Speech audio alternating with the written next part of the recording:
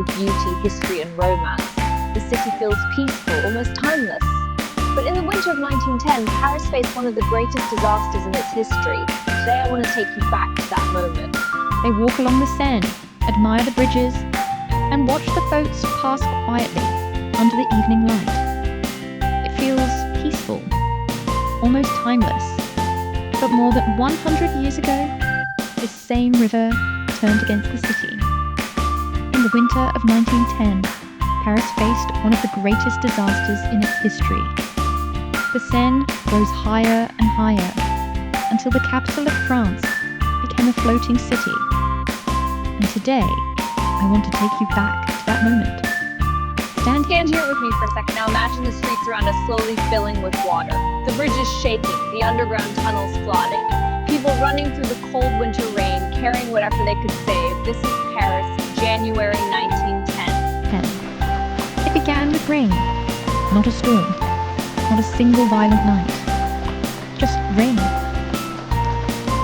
That never stopped. For weeks, heavy winter rain fell across northern France. The ground became soaked, the rivers filled, and the Seine began to rise.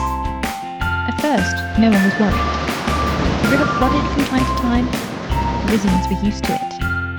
But this time, the water did not stop.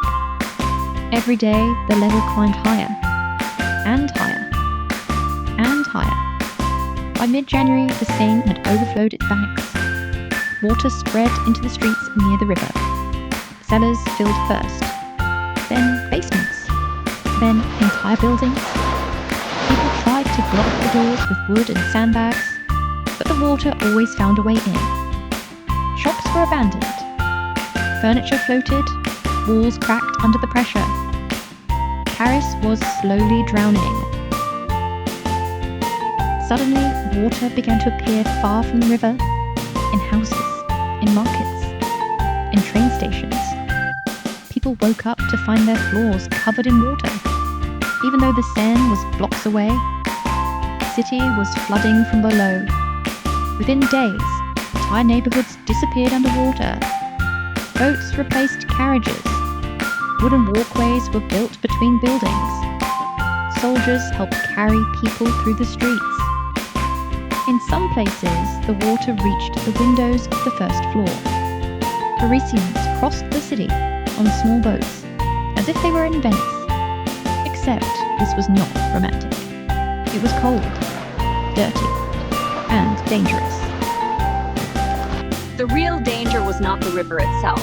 Paris had built with an extraordinary network beneath it, tunnels, and brand new metro lines. When the Seine rose water, suddenly the flood was moving under the streets that appear far from. The rising river began to threaten the bridges of Paris. Huge pieces of wood, debris, and broken ice were carried by the current. They crashed into the bridge pillars with terrible force. People gathered on the riverbanks, watching in silence. If the bridge collapsed, the flood would become unstoppable. For days, the city waited, unsure if its historic bridges would survive.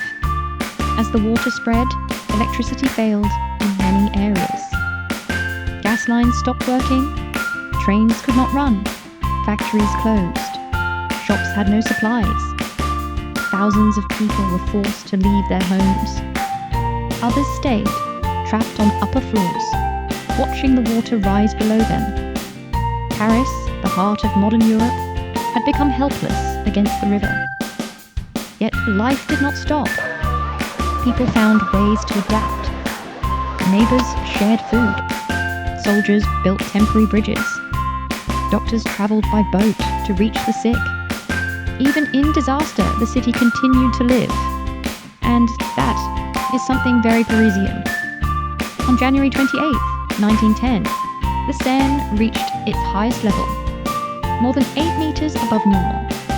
It was the worst flood Paris had seen in centuries. Nearly 20,000 buildings were affected. Thousands of families lost everything. It's the worst flood Paris had seen in centuries. Nearly 20,000 buildings were affected. Thousands of families lost everything. But slowly, the water stopped rising. And then, at last, it began to fall. In the 5 days of flooding, thousands of evacuations and damage worth billions of dollars, no one died. The city was broken, but the people of Paris refused to break with it. Flood finally receded. The city was covered in mud. Streets were destroyed. Walls were cracked. Homes were ruined. The smell of wet wood and river water stayed for weeks. But the bridges were still standing. The city was still alive. Paris had survived. Look around now. The Seine flows quietly again.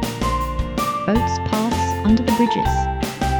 People walk along the river as if nothing ever happened. But the marks of the flood are still there, hidden on the walls of old buildings, showing how high the water once reached. A silent reminder that even the most beautiful city in the world can be at the mercy of nature.